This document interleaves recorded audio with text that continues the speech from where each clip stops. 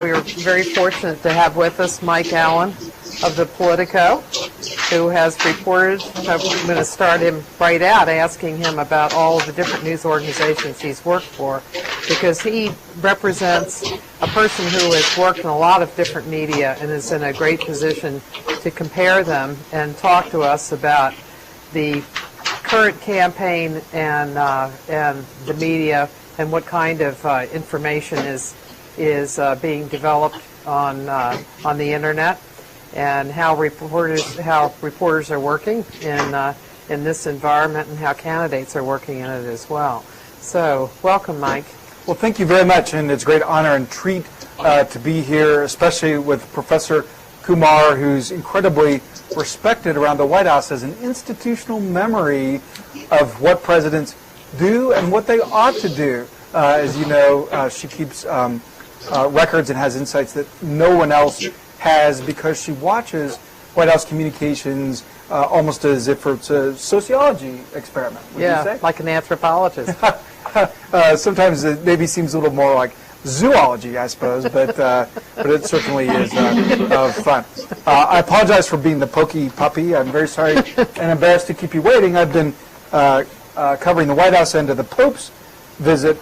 I wanted to show y'all something. Where's the camera? Where do I hold something up? I don't know. You guys probably can't see this. You'll see this in the paper, but I want you to be on the lookout for this.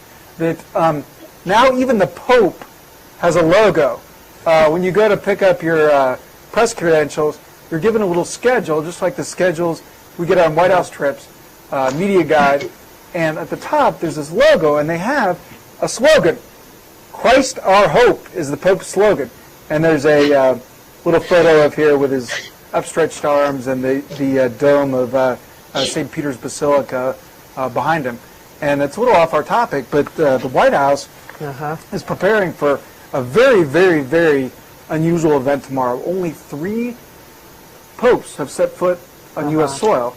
John Paul came here a bunch of times. But the arrival ceremony on the South Lawn for His Holiness tomorrow is going to have 9,000 people, the most that they've ever had for an arrival ceremony in this presidency. The previous record was 7,000 for the Queen. To try and make them feel at home, the papal flag is yellow and white. They've put yellow daffodils in.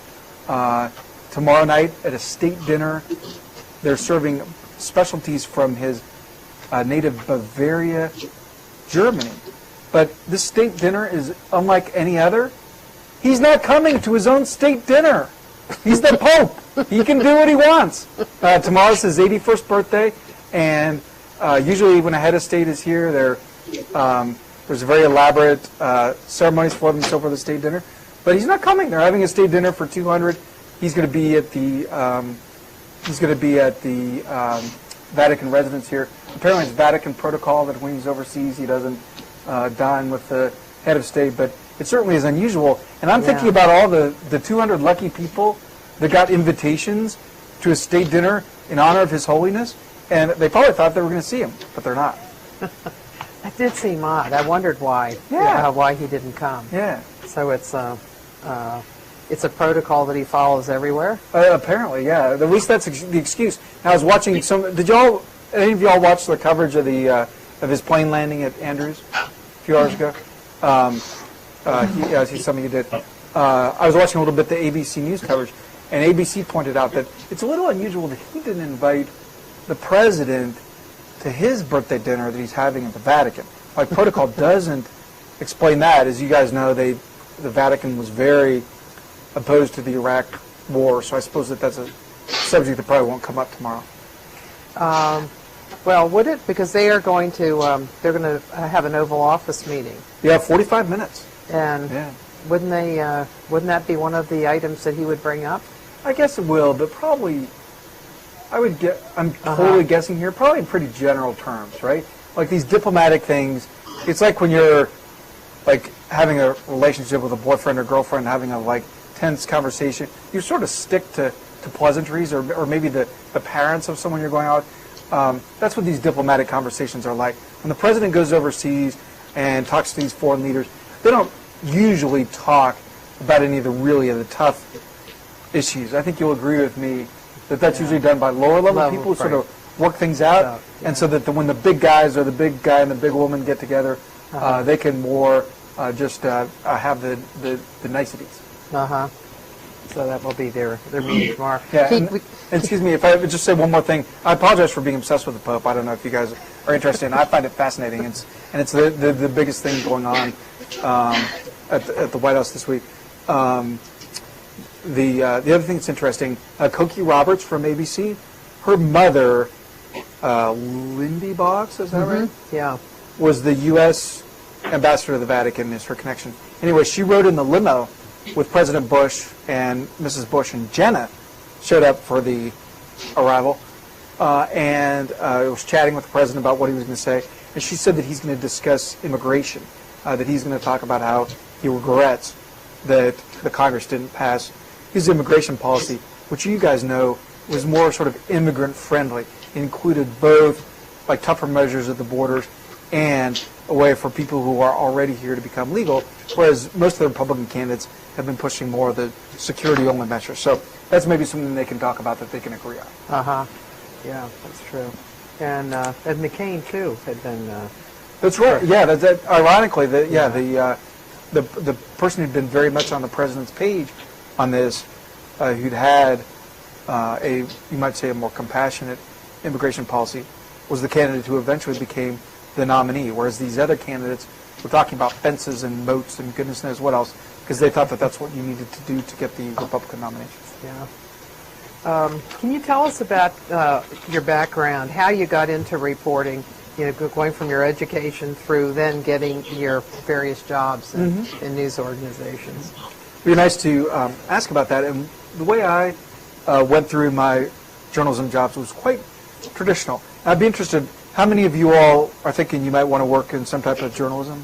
Like many of you? Or they're political. Yeah, that's one. Yeah. Political scientists. Yeah.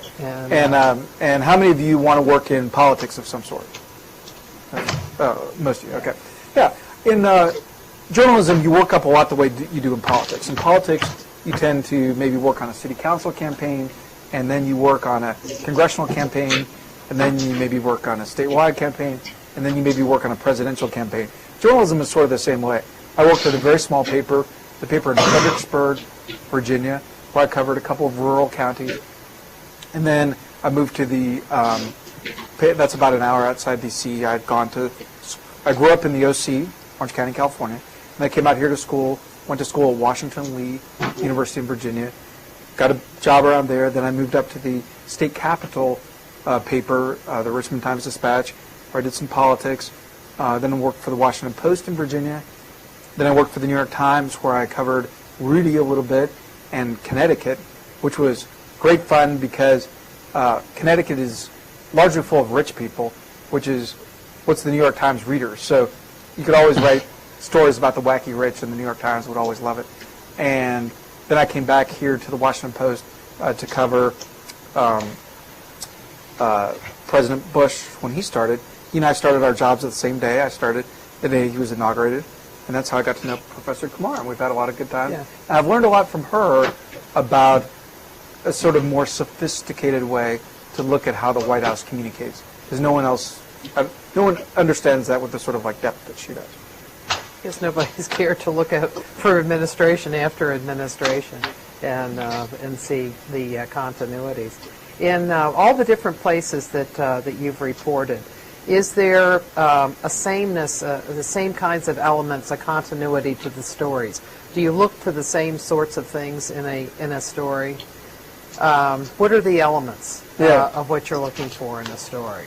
Like if I'm going to say, if you say you're covering Giuliani, is that somewhat like covering a president because it's an executive? Are there certain kinds of things you look for in an executive? No, I think that's a great point, that there are great similarities, and whether you're covering the mayor or congressman or a university president or a student body president, there's sort of two halves to the job. One half is what's in front of your face.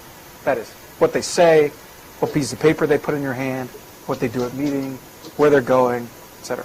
The other half of the job is what you can't see, and sometimes what they don't want you to know. So that is why they do things, what they're going to do next that they haven't told you about, what they thought about doing that they decided not to, who they're talking to, what the fights are.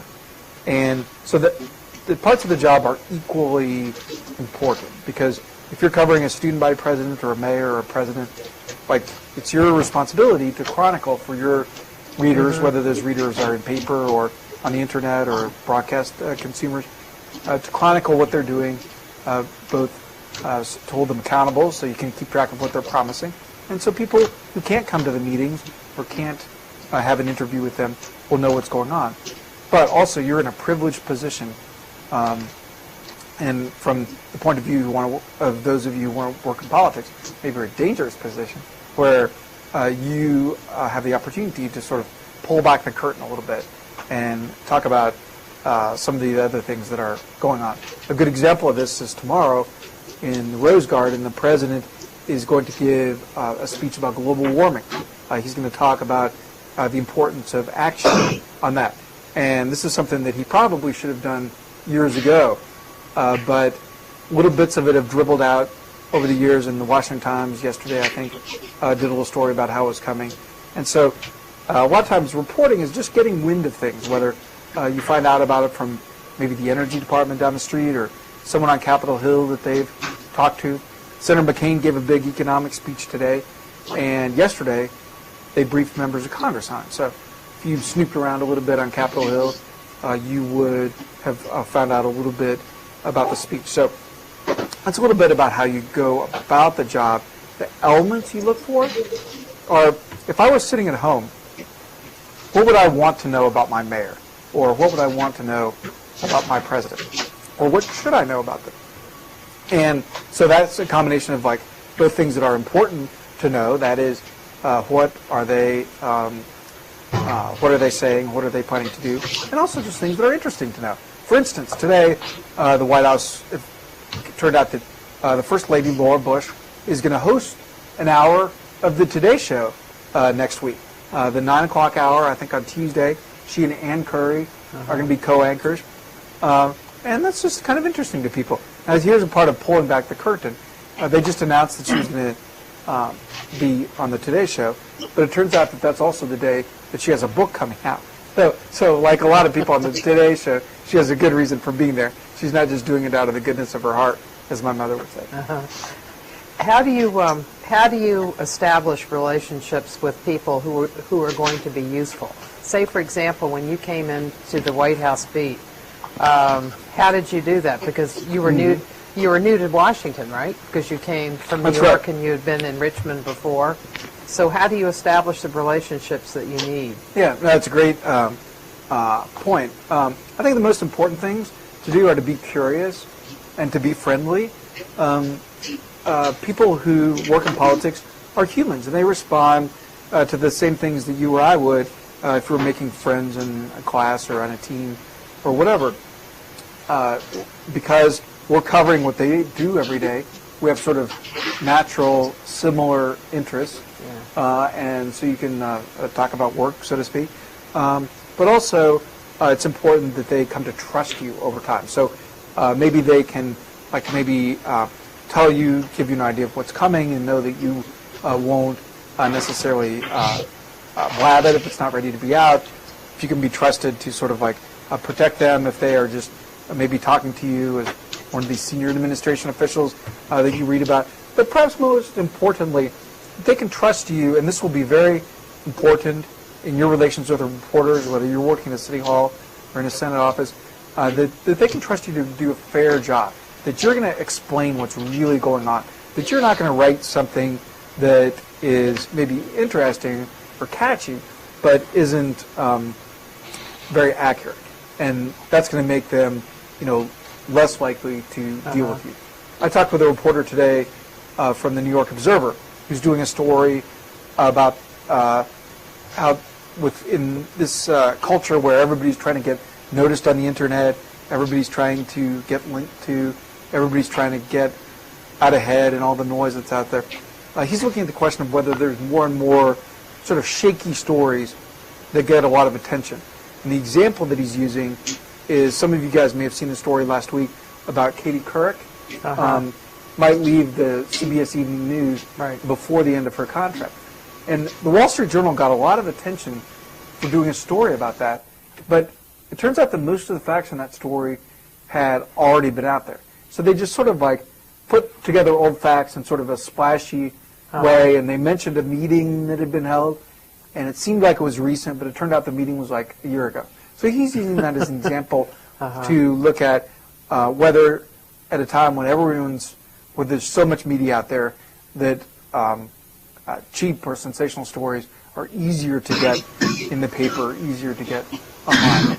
And I point out to him that there definitely is that temptation or that danger. But the other way to look at it is that there's also, in a way, an even higher bar for stories. And that is because of the web, because of all the channels we have, that there's so much din and clutter and noise out there that to rise above that, you need really solid stories. So at Politico, our philosophy is that people need stories that are truly revelatory, interesting, insightful, durable, that's how you get people to click on you. Whereas if they know that they're going to get just more fluff, there's plenty of places they can get fluff. So we feel like the best way to succeed is to do sort of like more meaty, factual things that knowledgeable people will come to and will actually learn something. Is that difficult to do in an environment where there's such speed? Yeah. And that's a real problem because speed is more important than ever now that if I can get a story up faster than CBS or the Washington Post, bloggers will link to me, other people will link to me, we'll get more traffic. If we get more traffic, we can sell more ads or sell our ads for more money.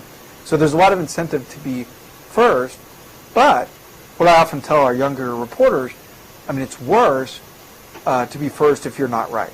Because a lot more people will remember if you post something that's either partly wrong or completely wrong, people will remember that a lot longer than they'll remember like who got the link or who was first or second. And we're a relatively new organization. We just started January a year ago.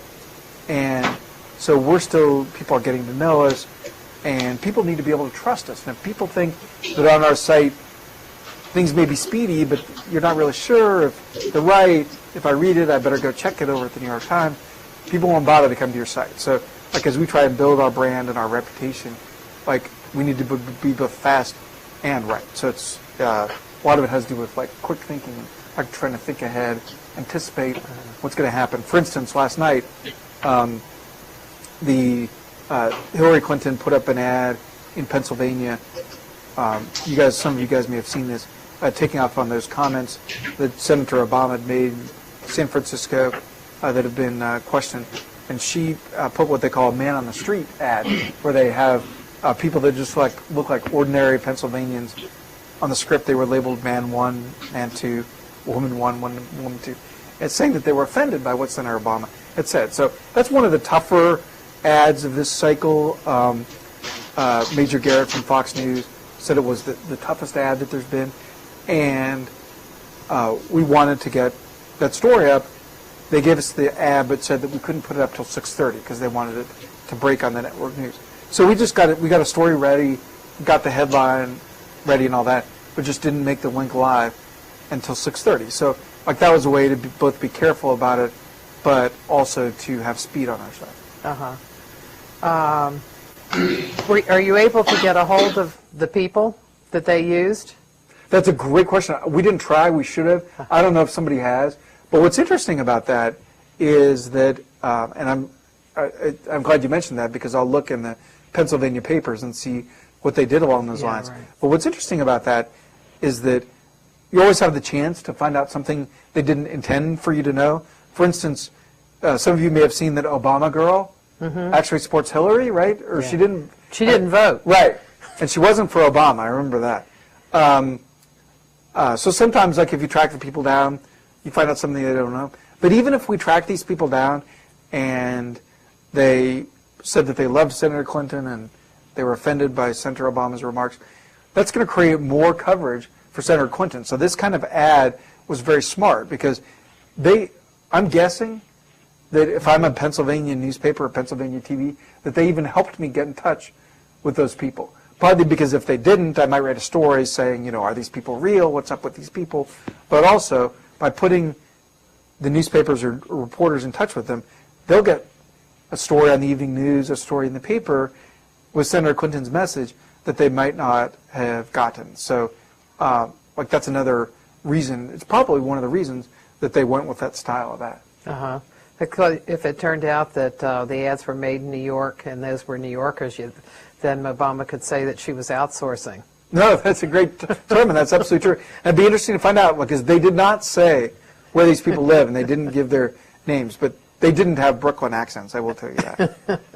Well, your paper, because it's a paper as well as a web. Where's the camera? Yeah. Where is the camera? Where? The camera's up there. Okay. Is the camera there, Mike? Yeah. Okay. Because he moves it, he can move it around a little. Okay. When you started, what you had is the reputations of all of you, because you had you brought together a group of very well-known people from the Washington Post, and then did Gene come initially, or did a little later? Yeah, Gene Cummings from the Wall Street Journal. Yeah, and then you, John Harris, and you were at Time. Exactly. Right. Yes, yeah, and then at the time, and then John Harris and Jim Van Dyke. Yeah.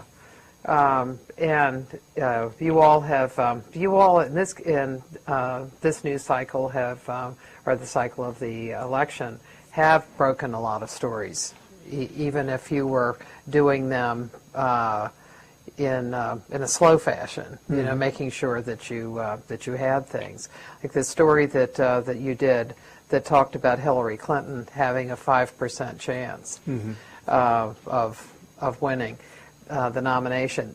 That story was used for several days by other news organizations.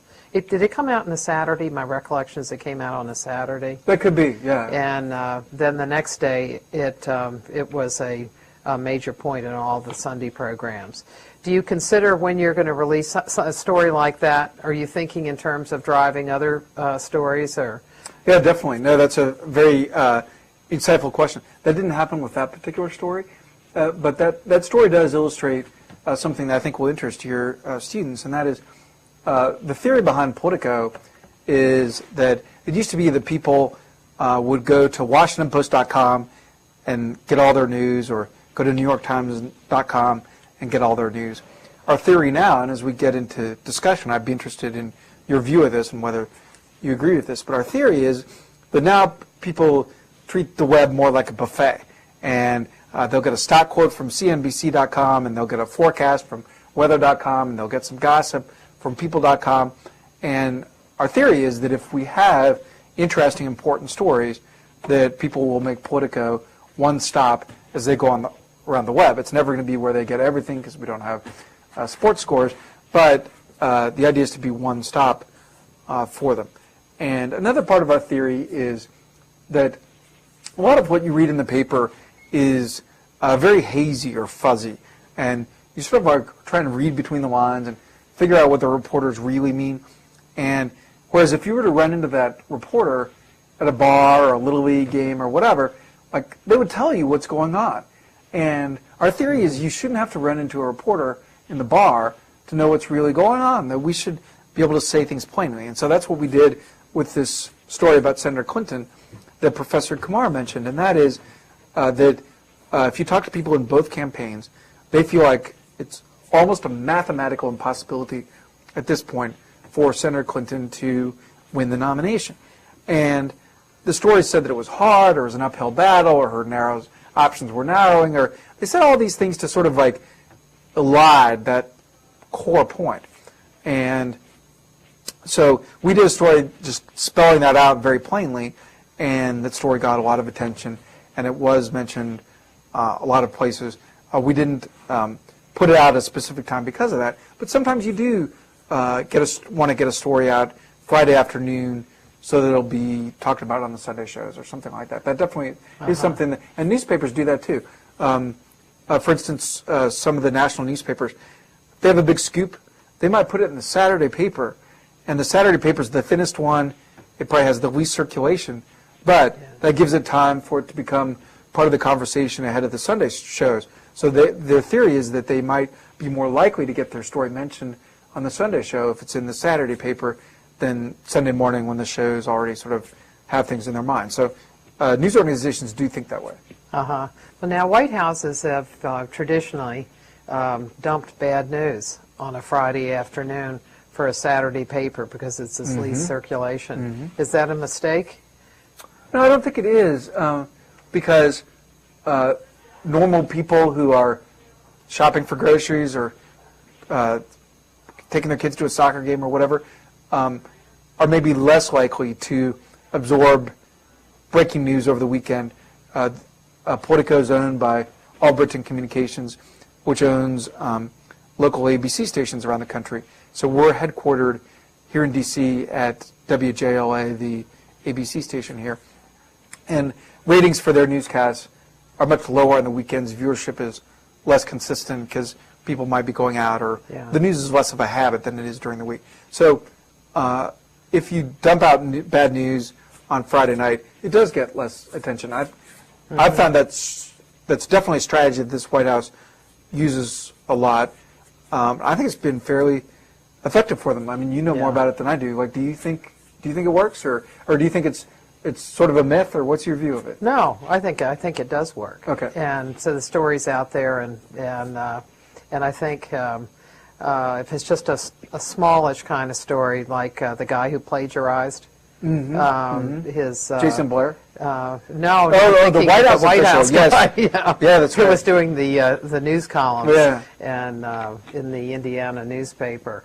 I think actually they found him on a Thursday, and he went Thursday afternoon. Yeah. But that was kind of a minor item. The Clinton's administration used Friday afternoons a lot.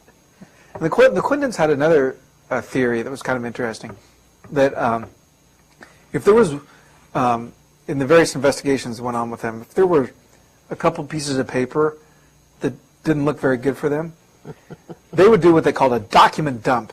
And they'd put out 2,000 pieces of paper, and because they figured that there was less chance that the reporters would right away find and focus on whatever the damaging material was. So the theory of like drowning reporters in information is something that public officials use sometimes, that the real data point, the most important or interesting thing, will be buried inside the news. A related thing is for departments like the Labor Department, Education Department, like sometimes one of the easiest ways to bury something is to just put it on the web and don't tell anybody about it. I bet there are all kinds of very interesting, very newsworthy reports posted on government websites, but just nobody knows to look for them. Nobody knows they're there.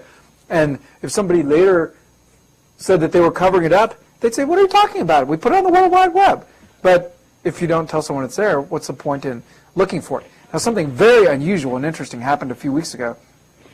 The Pentagon was releasing a report that I think it was the latest report that showed that Saddam Hussein did not have links to Al-Qaeda, I think was what it showed. And or may have had to do with WMD, but it was one of those reports that called into question the rationale for the Iraq War. Jonathan Karl from ABC heard about it, popped up a story on abcnews.com. The administration knew that they were going to get some bad publicity for this. So instead of putting this report out at the Pentagon, where the Pentagon reporters were the ones that would write about it, or instead of posting it on the web, they told reporters that they would mail it to them.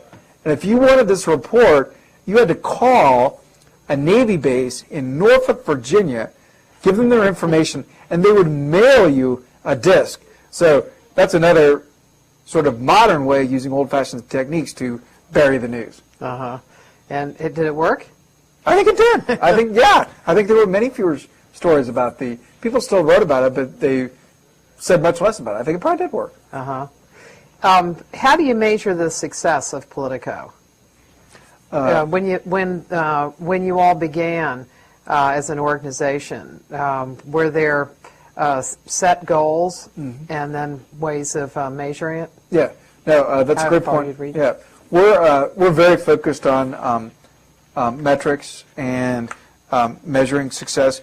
There's several ways to measure success.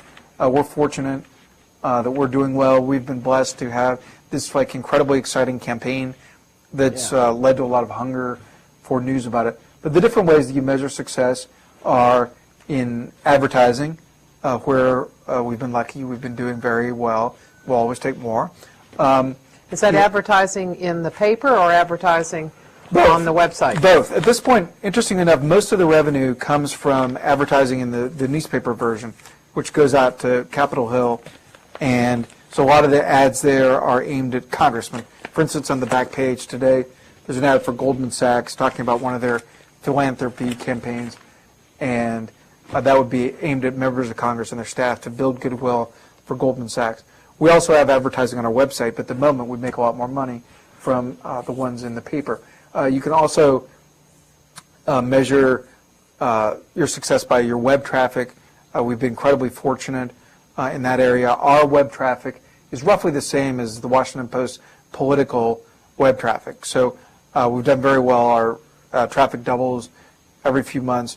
The challenge for us will be keeping that going in 2009 after this very exciting campaign. We have plans for that, for covering the new administration. I think whoever becomes president, I think there'll be a lot of excitement about that person that will help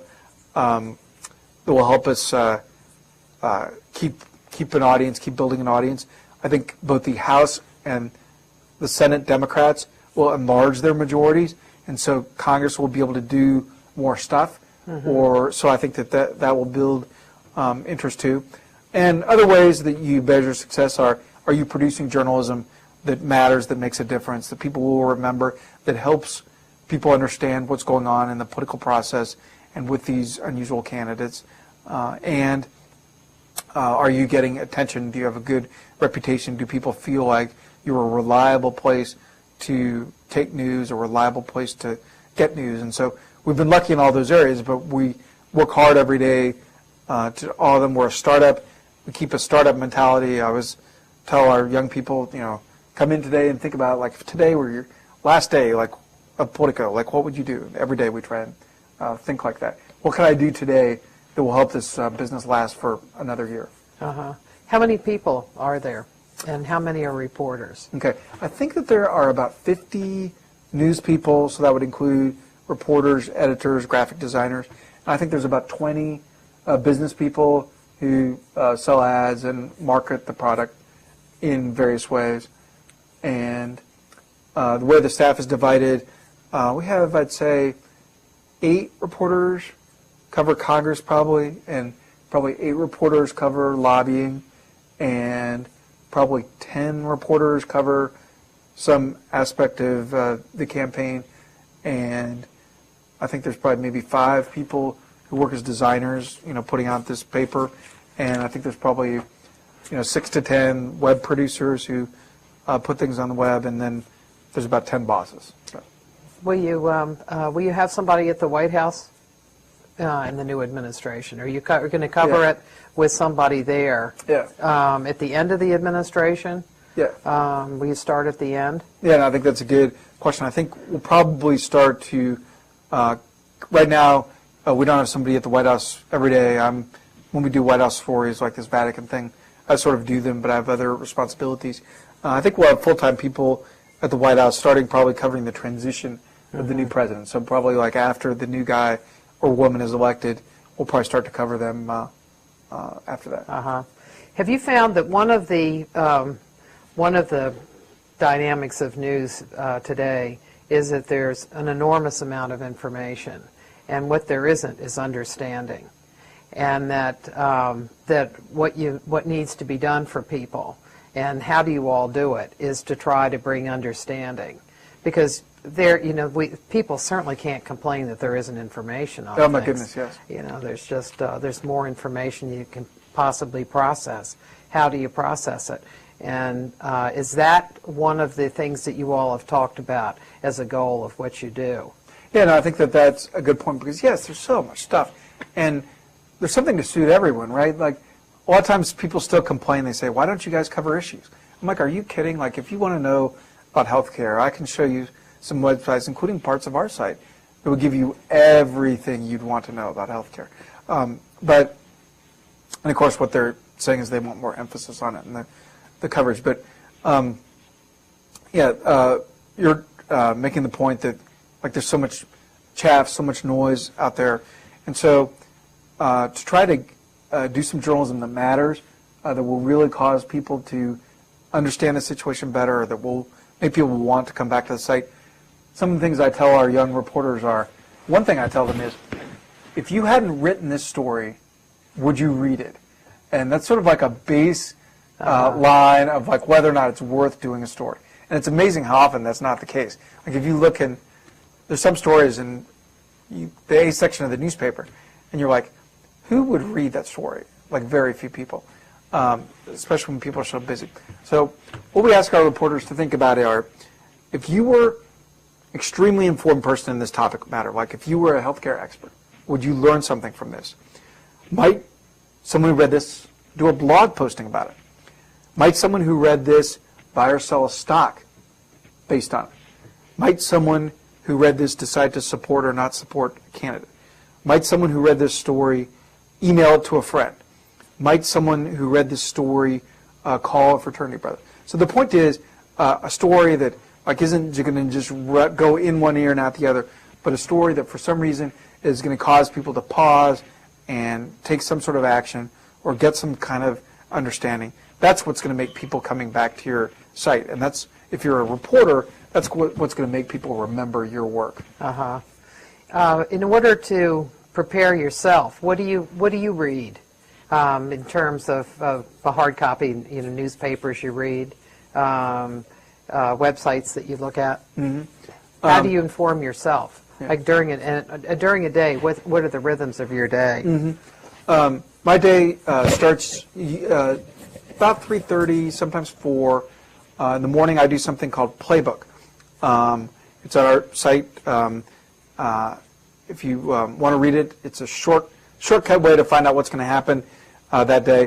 That takes me usually about 3 hours. I try and get it up by about 7 in the morning because that's when most reporters are sort of getting ready for their day. That's when people are hitting the treadmill in the gym or maybe getting on the metro, and so can read Playbook on their Blackberries.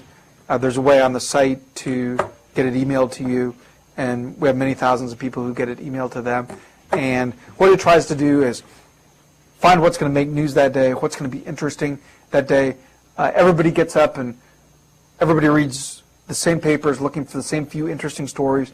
So what we try and do is pick out the story that's going to be interesting that day. A good example of this the other day, the Wall Street Journal had a story about how Mark Penn, Senator Clinton's top campaign manager, had been lobbying for a trade deal with Colombia at the very time that she'd been on the campaign trail being against it.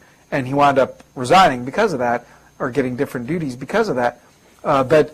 So we flagged that story for people because not everyone wants to wake up and right away read the New York Times and the Washington Post and the Washington Times and USA Today and the Wall Street Journal and the LA Times and the New York Post and the New York Daily News and AP and USA Today. So I do that for them and pick out the top 10 or so stories.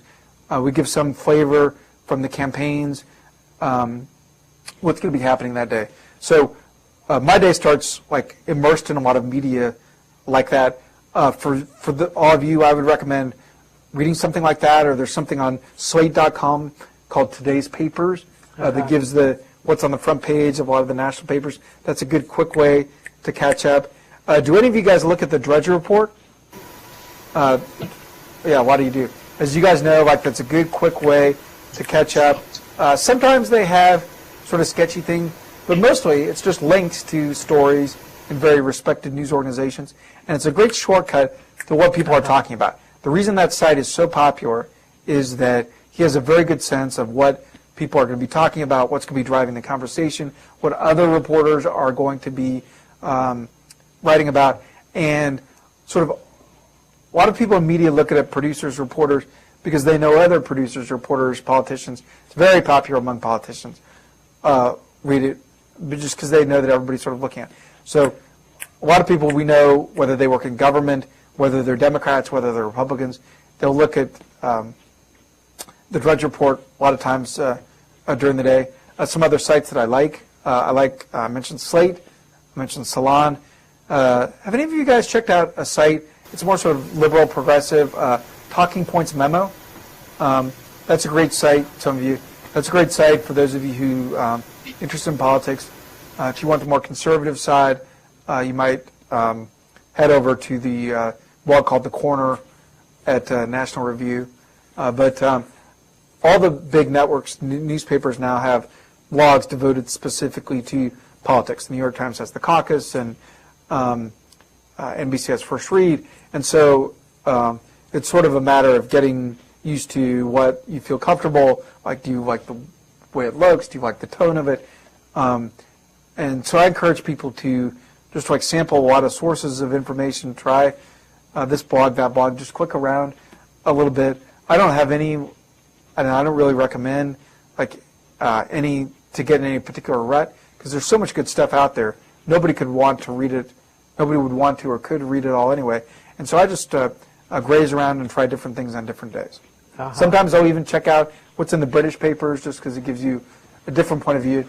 And I did some traveling in Europe last week for the German Marshall Fund of the United States, and I was very struck by how much attention there was to this election over there. In Italy, which had its elections on Sunday, they announced the results yesterday. Even though they had their own elections coming up, huge attention to the U.S. races. Both because they know it is the leader of the free world. They know that it's going to affect them, but also because this is just like such a great soap opera, right? Like this is better than any reality show, and that's why it's great for people who are passionate about politics like yourselves, and it's fun for people who cover it like Martha and me. Yeah, because it's the most exciting election I remember. Is that right? Yeah, it really is. Yeah. 68 was exciting, but in a different kind of way, and that had so many depressing elements to it. Yeah. So, and people genuinely don't know what happens with this. Like usually reporters think they know what's going to happen, and they're wrong, but they think they know. And this time, reporters don't even think they know.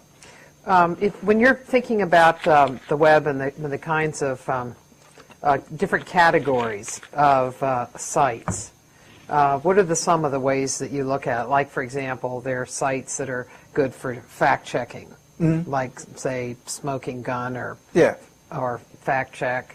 There are ones that are accumulators. No, that's a good question. Sites you can rely on, because there's so much junk out there. Like, what can you trust, right? A very interesting site that doesn't get a lot of attention that would be handy for y'all, it's called Bartleby.com. It's B-A-R-T-L-E-B-Y, Bartleby.com. And it has actual reference books on it. It has Columbia Encyclopedia. It has one of the quotation dictionaries. So it's like, you can't really trust Wikipedia. And because it pops up, people look at it, but like you have no way of knowing if what is there was just changed by some clown who is going to make you look stupid for using it. So like you can't trust it at all. It can be a guide to finding something else. Like because it pops up first when you Google somebody, like if I want to know Teddy Kennedy's birthday, like almost certainly Wikipedia is what's going to pop up first, but I would never use it based on what was in Wikipedia because I just don't know if it's right. But I would take it and I would use that to check it somewhere else, like on his own website or whatever. So Bartleby.com is a good place to check facts. Always go to the most primary source you can. Like if I'm looking for a quote by the president, I'll go to whitehouse.gov as opposed to the New York Times or even Politico. Because I know I make mistakes. Like I've misquoted the president, I'm sure. So I go to the most basic source I can. And we're fortunate now. Similarly, if I'm looking for a quote for Hillary Clinton, if it's on her site, I'll take it off her site rather than some news organization site, which may have made a mistake. Now, the candidates don't put up everything they say because they don't want you to know everything they say. But if it's a case where you can, definitely will. For instance, and all these comments that Senator Obama made that a lot of attention has gone to. As you guys know, they were originally posted on the Huffington Post. All good, like this morning, I was quoting it, but I went to the Huffington Post to get it because I just went back to the very first place I could get. By the way, very interesting stories out tonight about how that story came out. It was posted by a blogger who's for Obama and has given $2,300 to him, the most that you can give. But knew that this was interesting and put it out there, even though that it's arguably going to be damaging him. So it's kind of a story behind the story that hadn't come out, and I'm going to write about that in the morning because it's pretty interesting. Do you think it's an example of how candidates can be just naive about what off the record is? Sessions that they think that are off the record. They're just rarely so. It used to be that people could get quoted on them, but now it's not just the quote. You have the voice, and you also have the pictures. Yeah, that's a great point. And candidates sort of know this, and in this case, I don't think it was, as you guys know, in a closed setting. It was a fundraiser in San Francisco. The fact that it was in front of wealthy people in a very liberal area definitely hurt him. Like, I think if Senator Obama had made these same comments to Pennsylvanians, saying it to their face, saying, I understand your frustration, I could help alleviate your frustration, I think the remarks would have been viewed very differently. They were viewed the way they were because he gave them in a private setting, and people only found out about them a week later. There still is no video of them, interestingly enough. Audio is out of it. And on our site, we posted some video from right before the controversial part. And I don't know if it was taken with a cell phone or not. I'm not really sure. But we posted the only video anybody's ever seen of this event.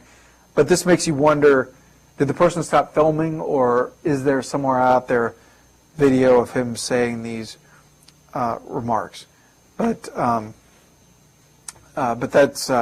the way that they came out definitely influenced how it was covered. The way this reminds me, it's related, but I'll then get you back on the websites. But fundraisers in the Clinton years, fundraisers were a time when you got almost the best sense of who Clinton was. Because when Clinton went to fundraisers, he was telling the people who had supported him what he had done, what accomplishments they had had, how he saw issues, how he saw the future. And so if you wanted to read Clinton, almost the best place to do that was to look at fundraisers. And at the beginning, they had closed them. And then reporters raised such a ruckus that they decided to open them. And I thought in the long run they really worked in his favor because it showed him talking about his priorities and explaining what it was that he had done. Bush has decided not to do that, that Bush has closed fundraisers. And one of the weaknesses, I think, in his presidency and his communications is his lack of explanation of what it is he does. He announces things of what he does, but he really doesn't explain it. And that fundraisers would be a setting in which he is much more likely to do that. Have you ever been in any of his fundraisers? Yeah, I don't know if I have. When they do close a lot of their fundraisers, they have an interesting policy. They close fundraisers that are in people's homes. And so if he gives a fundraiser in like a hotel, I think this is right, correct me, but I think this is right. If he does a fundraiser in like a hotel or a stadium, it's open to the press. If it's in someone's home, it's closed. But because of that policy, we think they put most of the fundraisers in people's homes. So it's a little bit of chicken and egg thing. But you're right, at these fundraisers, the people do talk much more candidly, and they do talk about, as you say, their accomplishments, what they plan to do. And that's because they're sort of like reporting to their investors or their funders. And that's why people who are big donors to a campaign can be very good sources for reporters, because a lot of times they do know what's going on because they talk to senior people in the campaign or they get a heads up about what's going to happen. And so donors can be a very fertile source for reporters, because they often hear things sooner or hear things that we wouldn't necessarily. But that's the point Professor Kumar made about the president not explaining what he does, sort of announcing things, is a very interesting insight. That's like a very good point, and I think that that's very true. Yeah, and it's simply the way he is. It's his style. Yeah, and, I mean, he's you saw that quote where he's the decider. I mean, one of the defining quotes about this president, when Bob Woodward came out with one of his books, he went on 60 Minutes and played some audio that he'd made with his little hand recorder of an interview that he'd done with the president. And one of the things the president said was, I don't need to explain things to people. Maybe people need to explain things to me. I'm the president. And I think that very much reflects the way he looks at the job. Yeah, yeah, and it's definitely not helped him. Can you all now come up with some questions? We'll switch to you all. Yep. How much freedom do you have to run the stories that you want? Yeah, that's a good question. And by that, do you mean what kind of stories do you think might not get run, or what kind of stories were you kind of wondering about? Well, actually, funny you mentioned that. Do you know anything about Mark Emery? I don't. All right, well, he is a Canadian citizen who's never been to the United States, and he is facing extradition, and this has been going on for about 3 years now. And I always do Nexus searches trying to find U.S. publications that do stories about him. And I found like 2. Most of the stories, he's got plenty of stuff coming out in Canada all about it. Because the crime he did in Canada is punishable by a small fine and a month in jail, but in the United States, it's life in prison. Yeah. Okay, that's interesting. Yeah, I see your point. And what's interesting about that is no one keeps you from writing a story about that. It just, for whatever reason, hasn't been on the radar screen of American reporters. But a similar example in the political realm might have been Ron Paul. That people felt like Ron Paul didn't get as much coverage as he should have. And in fact, he was, by some measures, the most popular of the candidates. I think the last quarter of last year, he raised more money than any of the other candidates. He had more money left at the end. And so usually there isn't anyone, there certainly isn't anyone that prevents us from writing about a topic. We might not write about a topic if we didn't think that it was interesting or if we couldn't prove it or whatever. But if there was something that we knew was true and knew was important, we would find an interesting way to write about it. But as a reporter, your sort of job is just to convince an editor that this is something important and worth covering. So to take the Mark Emery example, and I'm going to go, look up about him because I just didn't know about him, and I probably should have. But if I were going to try and sell an editor on a story about that, I would get some information about what's going on with the case. I would see what other people had written about it, and I would go in and I would say to my editor, Charlie, I would say, there's this very interesting case in Canada. It's gotten a lot of attention up there. Hasn't gotten much in U.S. papers. But here's the situation, blah, blah, blah. And then he might say, well, I don't really know if people are going to be interested in that. Or you might say, wow, yeah, that sounds interesting. So that's the kind of conversation that you have when you're trying to decide whether or not it's worth investing your time in a story, or maybe we'd want to go to Canada and talk to him or whatever. How do you decide, say, for a day, what stories that you all are going to pursue? What kind of story selection process do you have? Yeah, that's a great point, because there's so many things happening every day that might make an interesting story. So we do it a couple ways. At most news organizations, one of the ways is reporters who are specialists in an area sort of make suggestions. So if I'm the congressional reporter for the New York Times, I'm going to need to know what's going on Capitol Hill. Now, my editor might well have some ideas for me.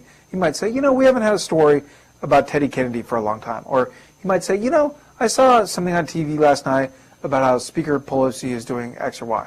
He might suggest a story to me, but but I'm supposed to know what's going on. Like, is a housing bill going to pass, or that sort of thing. And so a lot of the information comes from the reporters, like what's important that's going on. And then the editors, whether it's of the print newspaper, I mean, even if there's 8 interesting things going on today, we only have space on our front page for 1, 2, 3, 4, 5, maybe 6 things. So even if there's like more interest, and the New York Times now has, I think, 6 stories on the front page, maybe 7. And so, and the network news has 22, whatever it is, minutes, even if there's 30 minutes of interesting stuff going on. So editors, producers, the higher level people, once they know all the things that they could write about, then they start making those choices. And in making those choices, this is the balance we're talking about. What's interesting, what's important. If it's important, can I make it interesting? If it's interesting, is there some element of it that's important? And sometimes things are news just because they're interesting. There's a story on the front page of the New York Times today. It's a classic example of this. It's about how the guy who was building the Titanic was running out of rivets, and obviously he didn't have enough, right? But he knew at the time that he didn't have enough, and it's something that recently came out in a new book. Well, that's not going to change history, or that's not going to influence an election. It's just interesting, and there it was on the front page of the New York Times. So there's a mix of things like that you consider. Yeah, like the Post the other day had a story, I think it was Sunday, on the front page about food, with the food prices going up at restaurants. They've been finding ways of smaller portions. Like yeah. on a steak. Yeah, it was very funny. Yeah, and that's something everybody can relate to, because like not everybody really cares about Goldman Sachs, but everybody eats in a restaurant. So yeah. Another question? Yes, sir. The majority of the political reporters we've interviewed have the degrees in English and journalism. Do you think there's kind of an informational disconnect between they have to write about politics, social issues, economics, and like international relations, and they don't have a background in what they're discussing? Or do you think it's more important that they study journalism to like learn how to investigate and write? Yeah, no, I think that's a great point. I majored in politics, and I was a major in economics until I took my first stats class. And after stats, I was not an econ major anymore. But reporters don't tend to be very good with math. But it is very important to be knowledgeable in a subject area, and that can come through, as you suggest, academic training. And young people who want to go into journalism, I recommend to them that they become an authority in the subject area, whether it's law or health or business, that's the best way to stand out and the best way to get a job. That once you're an authority in the subject matter, like if you're good with people, you can learn to tell stories, or an editor can help you tell stories. Like the great thing about journalism is you can just sort of jump in and do it. If I wanted to be a butcher or a airline pilot or a surgeon, I couldn't do that when I was in college. But in college, you could do the exact same kind of journalism that I do. You could go out, you can interview people, you could tell people what you find out. And so you can, somebody who has good personality, people skills can always do that. But I agree with your point. It's very important to be knowledgeable in a specific subject area, and I think that is, even though like there's a lot of,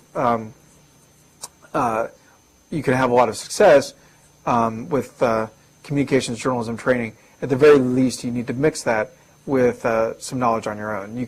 That could be something you learned on your own just by reading about the law or studying health, or you could go through some sort of formal degree program.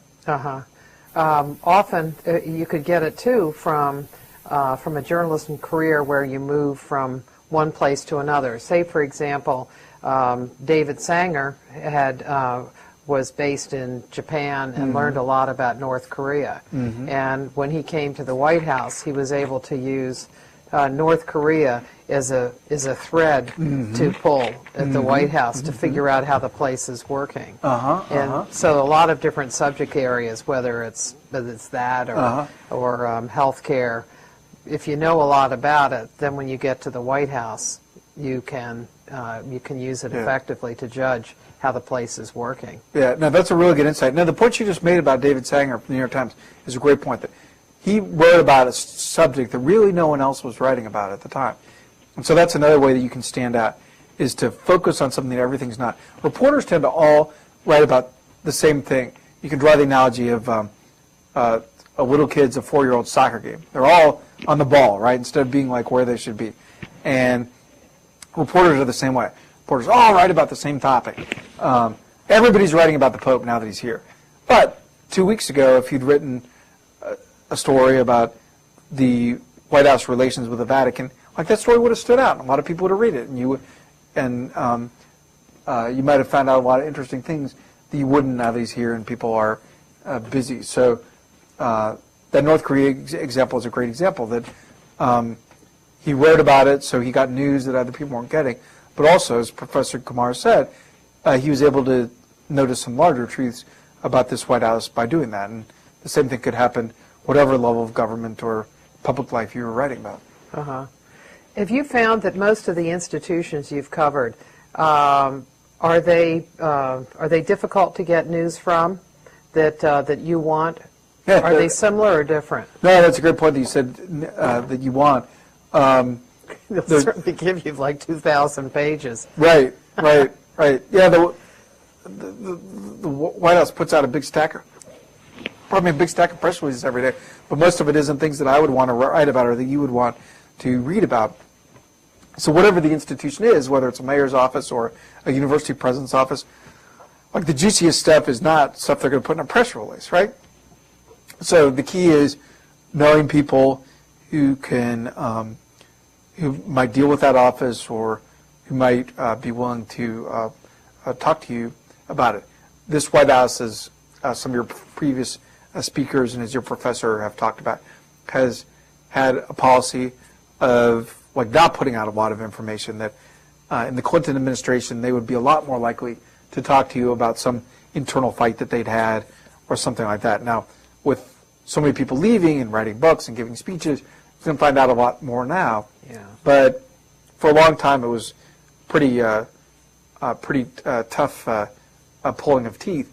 And so someone who knew that extra person or took that extra time, made that extra call, could really stand out. Another question? Yes, sir. How is it different working for a relatively new publication versus an established one? Yeah.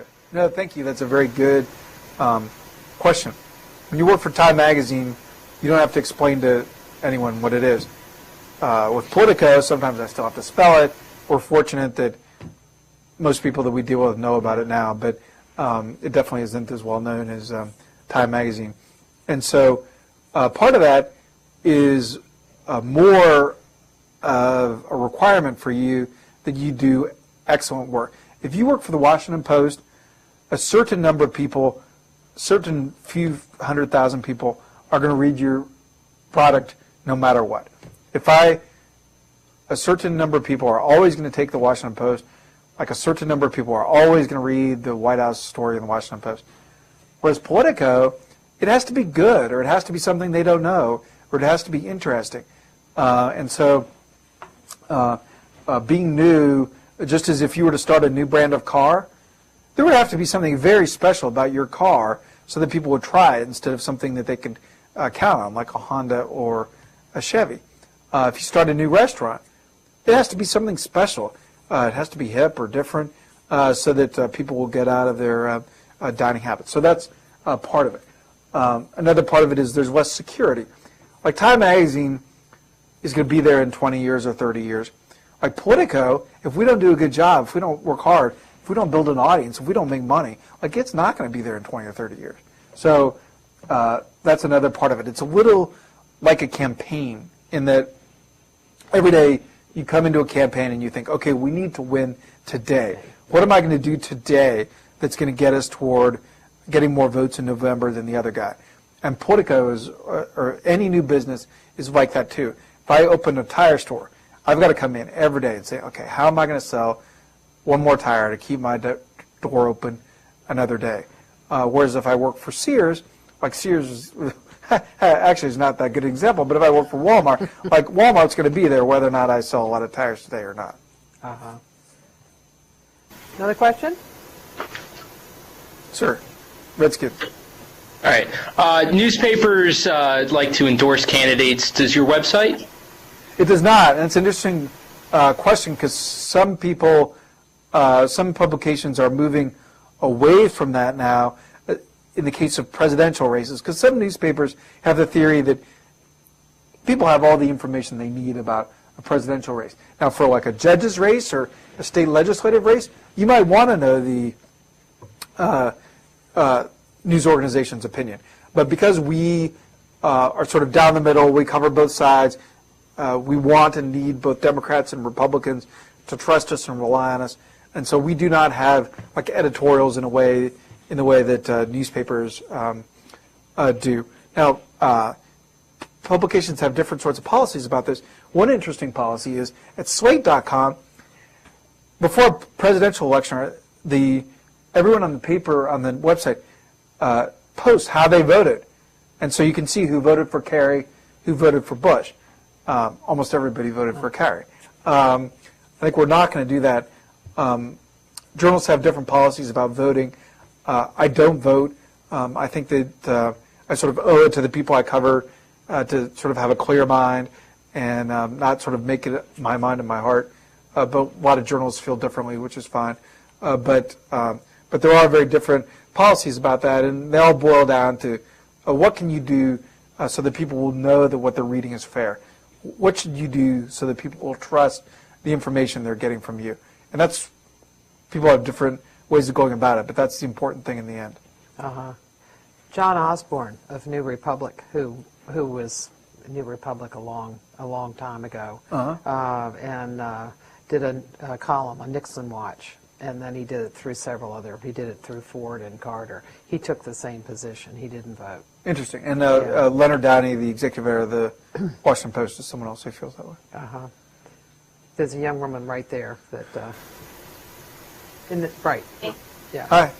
I was just going to ask you, just considering what you just said with all the challenges that you would face in starting up any kind of new, publishing anything new, what made you want, considering the current state of all forms like print journalism, what made you want to take on that challenge, which would be even harder considering what the state is of print journalism right now and its decline? No, that's a very insightful question. I appreciate your asking that. You have a good sense of the industry. It's like a very smart question. I did it exactly for that reason, that so many of the news organizations are having to do more with less. So many of them are managing decline. So many of them are figuring out how they can stay in business even though they're smaller. Whereas we are looking for ways to grow. We're hiring people. We were 20 when we started and we're 70 now. We're looking for things to add. We added Hollywood Politico. We're working on Wall Street Politico. We added Politico on campus. We're going to start Spanish Politico.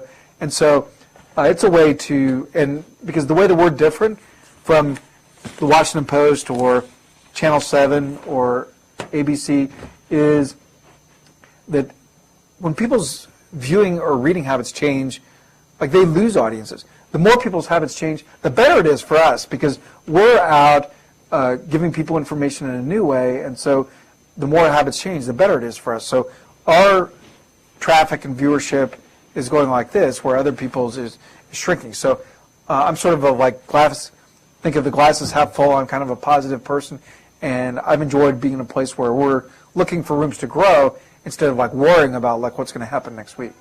But the gist of your question is very insightful. There was some risk to it, just as I said, Tom Magazine will always be there. You don't have to worry about getting the check. Here there's more risk, but it was more exciting, and the people who started it are my close friends, so it was a way to do something with my friends. I'd never done anything entrepreneurial. I'd always just gotten a straight paycheck, so it was a way for me to personally try something new, a way to create something that hopefully would last. One of our theories is to bring along the next generation of young reporters, Jonathan Martin, Ben Smith. Our theory is if in 3 years, if we're writing the stories, we haven't done a good job. What we want to do is teach other people how to do what we're doing so that we can then move on. Another question? Yeah. If you have to consult with an expert to get information to write a story, do you find that they're cooperative or generally hesitant to give you the information that you want? Yeah, that's a good question. You can get quite a mix of that, and sometimes it depends, like whether it's in their interest to help you. So if you go to an academic expert or someone at a group, say the Kaiser Family Foundation, which gives you very neutral information about healthcare, they might be very eager to help you or being very nice to help you. A lot of Professor Kumar's academic colleagues, very generous to us. She's extremely generous. I've quoted her many times. She's been nice enough to help me with many stories. Sometimes I'll say, does this seem right? Does that seem right? What about this? She's very generous about helping me. There's nothing in that for her, but she just shares her knowledge. So a lot of times you'll get people like that. Other times you'll get an expert who is helping you because it'll either help them get their name out there so that they can sell books or get viewers or get people to read their blog, or because it'll help their cause, because they're for immigration or they're against immigration. So there's all different reasons that someone might help you. Now you asked about sort of topic experts, but as far as like people who are involved in the process, politicians, like sometimes they'll be very helpful and chatty, mostly if it sort of makes their point. If it's going to make them or their boss look bad, they're going to be much less likely to help you. So you have to find people whose interest it is in to get the story out. So if I'm trying to figure out about some deal that the White House and the Speaker of the House made, the White House might not tell me about it, but maybe someone in the Speaker's office would if they won. So you have to just sort of like look around and sort of cast a wide net to try to find people who's either are nice enough to help you or whose interest it is to help you. When you get something, say you go to the Hill and you get something about what's going on in the White House, and then you take it to the White House, does that open them up? Sometimes it does, because then they'll want to give their side. They'll be like, wait, it didn't quite happen exactly that way. It happened this way. Or sometimes they'll say, yeah, you got that. Like most Washington stories, most stories anywhere, it's very rare that someone comes to you and says, Mike, you know what? I have a great story for you. Here it is. President Bush is, as I mentioned, announcing a climate change policy tomorrow. Excuse me. Here's President Bush's speech. Go write a story about it. That very seldom happens. Instead, what happens is you get little puzzle pieces.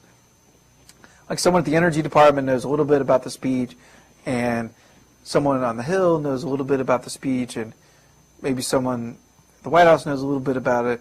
And you might take those and you put them together, and then you might call a senior person at the White House, whether it's Dina Perino, the press secretary, or the chief of staff, and say, this is what I think is in the speech tomorrow. Can you help me with this? And they might say, oh, wait, that's mostly right, but no, not that. You want to say this way, or I wouldn't say that, or yeah, you're right, and also don't forget blah, blah, blah. So they might just sort of like fill in the blanks for you or correct it. But if I'd called that person and said, what's in the president's speech tomorrow, they would have just said, we're going to let the president speak for himself. How many times have you heard that? Stay tuned, right? Those different things that they say. So that's the sort of one of the ways you just go about sort of like trying to build the blocks of a story. We were talking some while back about your day, and you start off at 3 o'clock in the morning. 3:30. Don't make it worse than it is. Okay. Yeah. Well, that seems pretty bad. Where do you go from there? Yeah. I usually come into the if So you do that at home? Usually at home, not always, but my connection to work is faster. So sometimes going to work, like I calculate how much time would I save if I go into the office. So sometimes I go in the office, but a lot of my work is done in D.C. and with the campaigns. I work our offices across the river from Georgetown in Northern Virginia. So a lot of my work is done in D.C., whether it's at the White House or visiting the campaigns or going out with a candidate. But if I'm in town, I'll usually go. And we sort of have 9 to our paper's done at 8 at night. So, but a lot of people are gone by 6 or 7. So we sort of have a sort of typical sort of a news organization metabolism of it gets really busy at 10 in the morning and at 6 at night it starts to trail off. But if you're traveling with a campaign, you're sort of at their mercy, and you sort of just adopt to their schedule. Like Jonathan Martin, one of our reporters, went to Pittsburgh for a speech that John McCain gave today, and he had to take a plane out at 6 in the morning. Now, sometimes these candidates will be on the road for several days at a time, and you just stay on their plane with them. This is unusual. They don't do this anymore, but in 2000, I was covering Bill Bradley, who was running against Al Gore, as you remember, for the Democratic nomination. And we went out on January 2nd, and we didn't come back until he lost on March 16th. In that time, he went home one time to his house in New Jersey to get clothes. But we were never off the road. So in a campaign sort of environment, you're sort of totally on their schedule. Now, one good thing about this president is he likes to sleep in his own bed. So we don't spend that much time on the road with him. Like, usually he's either at the White House or at Camp David or at his ranch in Texas. But it's very rare that we'll go out and spend a night in Milwaukee and another night in Montana and another night in California. With Clinton, I think he did that a lot. With this president, not so much. Yeah, that's true. He doesn't like to be out, I think, more than 4 days at a time. Although this year, he's really had to do that, since he's doing international travel in this last year. Yeah, it's catching up with saying goodbye to a lot of world leaders, going to his last summit, that sort of thing. And getting some attention abroad, right? Because he's not as an important as news story as he was in the previous 7 years. No, that's a great point. Very amusing example of that. Today, the London paper, The Telegraph, had a great story about how all 3 of the presidential candidates are having a meeting on Thursday in D.C. with the Prime Minister, Gordon Brown, and it explained what Clinton's going to do and what McCain's going to do and what Obama's going to do. And in like the 8th paragraph, Toby Harnden, who you know, their reporter, said, oh, and by the way, he's also meeting with President Bush.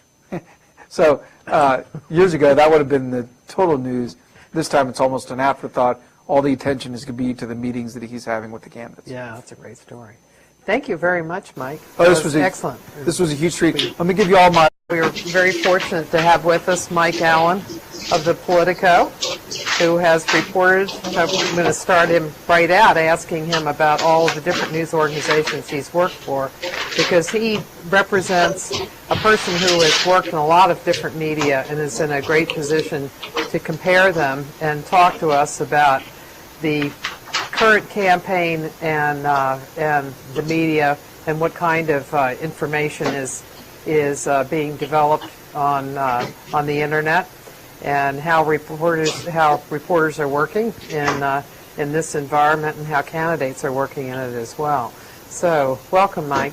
Well, thank you very much, and it's a great honor and treat to be here, especially with Professor Kumar, who's incredibly respected around the White House as an institutional memory of what presidents do and what they ought to do. As you know, she keeps records and has insights that no one else has, because she watches White House communications almost as if it's a sociology experiment, would you say? Like an anthropologist.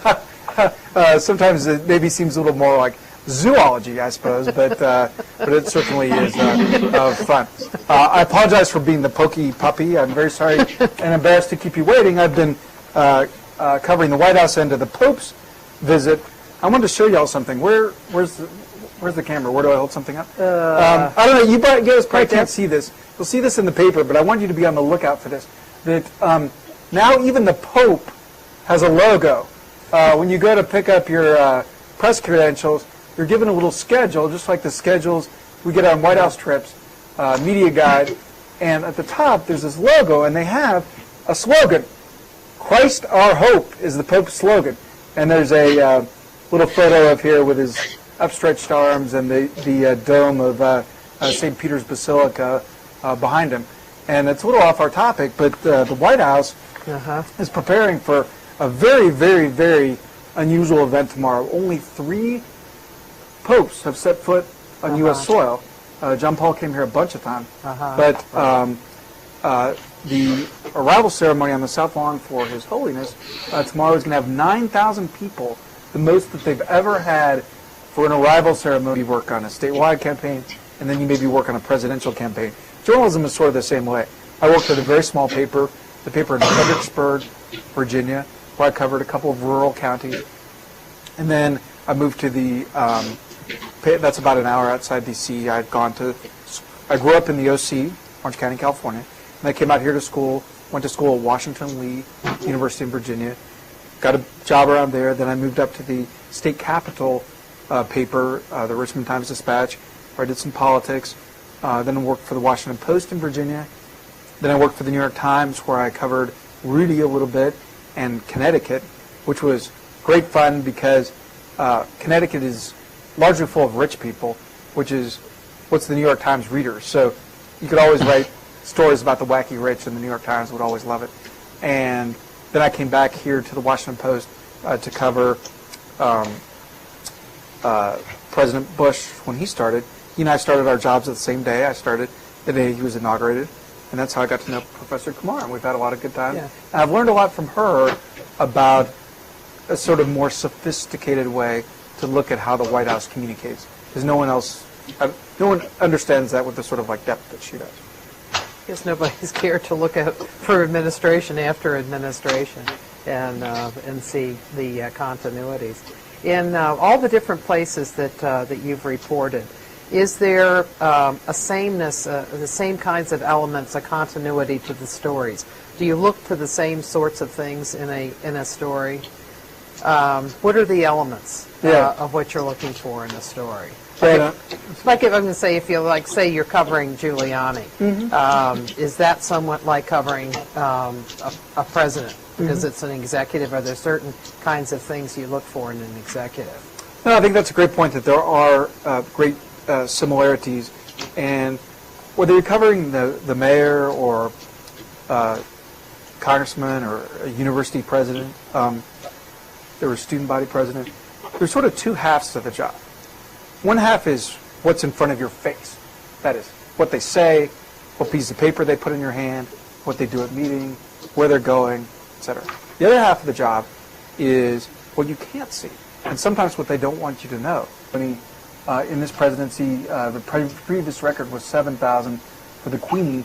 To try and make them feel at home, the papal flag is yellow and white. They've put yellow daffodils in. Tomorrow night at a state dinner, they're serving specialties from his native Bavaria, Germany.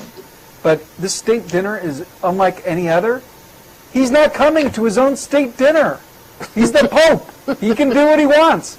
Tomorrow's his 81st birthday, and usually when a head of state is here, there's very elaborate ceremonies for them, so for the state dinner. But he's not coming. They're having a state dinner for 200. He's going to be at the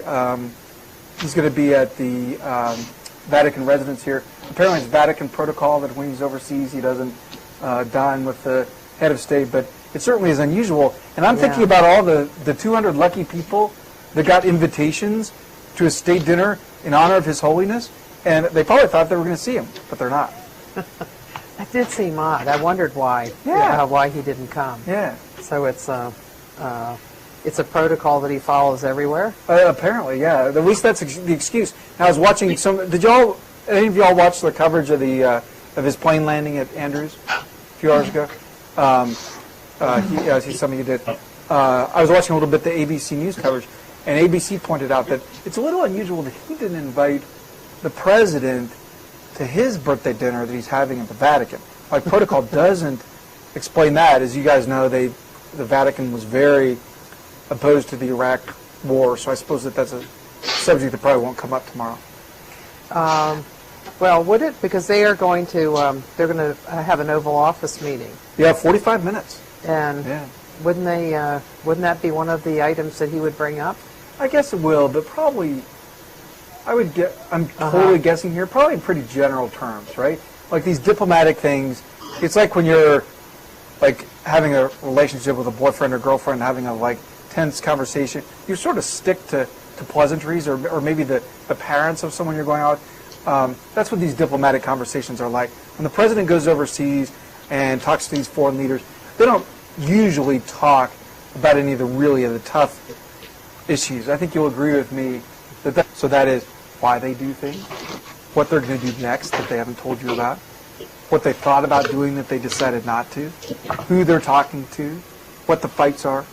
And so the parts of the job are equally important, because if you're covering a student body president or a mayor or a president, like it's your responsibility to chronicle for your readers, whether those readers are in paper or on the internet or broadcast consumers, to chronicle what they're doing, both to hold them accountable so you can keep track of what they're promising, and so people who can't come to the meetings or can't have an interview with them will know what's going on. But also you're in a privileged position, and from the point of view of those of you who want to work in politics, maybe you're in a dangerous position where you have the opportunity to sort of pull back the curtain a little bit and talk about some of the other things that are going on. A good example of this is tomorrow in the Rose Garden, the president is going to give a speech about global warming. He's going to talk about the importance of action on that. And this is something that he probably should have done years ago, but little bits of it have dribbled out over the years. In the Washington Times yesterday, I think, did a little story about how it was coming. And so a lot of times reporting is just getting wind of things, whether you find out about it from maybe the energy department down the street or someone on Capitol Hill that they've talked to. Senator McCain gave a big economic speech today, and yesterday they briefed members of Congress on it. So if you snooped around a little bit on Capitol Hill, you would have found out a little bit about the speech. So that's a little bit about how you go about the job, the elements you look for. Or if I was sitting at home, what would I want to know about my mayor? Or what would I want to know about my president? Or what should I know about them? And so that's a combination of like both things that are important to know. That is, what are they saying? What are they planning to do? And also just things that are interesting to know. For instance, today the White House, it turned out that the First Lady, Laura Bush, is going to host an hour of the Today Show next week. The 9 o'clock hour, I think on Tuesday, she and Ann Curry are going to be co-anchors. And that's just kind of interesting to people. That's usually done by lower-level people who sort of work things out, and so that when the big guys or the big guy and the big woman get together, they can more just have the niceties. So that will be their meeting tomorrow. Yeah, and excuse me, if I would just say one more thing. I apologize for being obsessed with the Pope. I don't know if you guys are interested, and I find it fascinating. It's the biggest thing going on at the White House this week. The other thing that's interesting, Cokie Roberts from ABC, her mother, Lindy Boggs, is that right? Yeah. Was the U.S. ambassador to the Vatican, is her connection. Anyway, she rode in the limo with President Bush, and Mrs. Bush and Jenna showed up for the arrival, and was chatting with the president about what he was going to say. And she said that he's going to discuss immigration, that he's going to talk about how he regrets that the Congress didn't pass his immigration policy, which you guys know was more sort of immigrant-friendly. It included both like tougher measures at the borders and a way for people who are already here to become legal, whereas most of the Republican candidates have been pushing more of the security-only measures. So that's maybe something they can talk about that they can agree on. Yeah, that's true. And McCain too had been. That's right. Yeah. Ironically, the person who'd been very much on the president's page on this, who'd had you might say, a more compassionate immigration policy, was the candidate who eventually became the nominee, whereas these other candidates were talking about fences and moats and goodness knows what else, because they thought that that's what you needed to do to get the Republican nominations. Yeah. Can you tell us about your background, how you got into reporting, going from your education through then getting your various jobs in news organizations? be nice to ask about that. And the way I went through my journalism jobs was quite traditional. I'd be interested, how many of you all are thinking you might want to work in some type of journalism? Like many of you? Or They're political. Yeah, it was one. The political side is. Yeah. And how many of you want to work in politics of some sort? Most of you, okay. Yeah. In journalism, you work up a lot the way you do in politics. In politics, you tend to maybe work on a city council campaign, and then you work on a congressional campaign, and then you maybe